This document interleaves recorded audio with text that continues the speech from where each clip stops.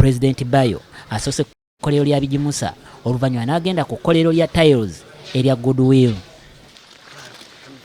Ono ategeezezza nti kikulu nnyo amawanga agali ku lukalu lw'omuddugavu okwettanira ebyobulimi kubanga biwa abantu emirimu ssaako n'emmere. They get to know that we use our leisure time for agriculture, and then gradually, if the president is a farmer, he's doing farming, maybe I have to take a page from him.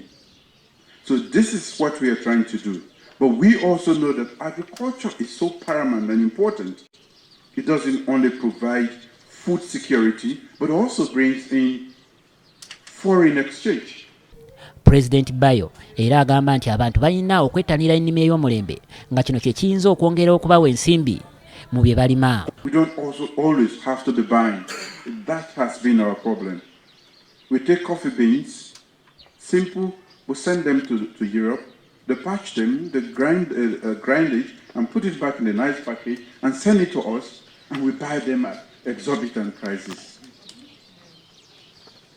This is no rocket science. I will patch it to my pot and add something to it and drink it in the morning. So we really just need to wake up. There's so much in Africa.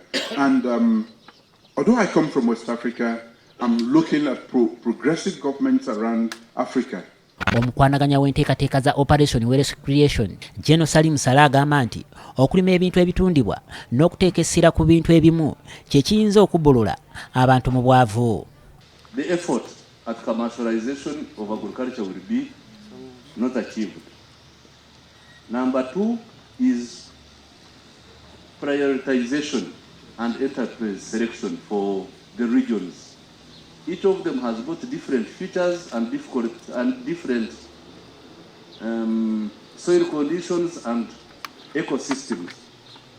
So out of the 12 priority crops which you have under the even NDP3, I think.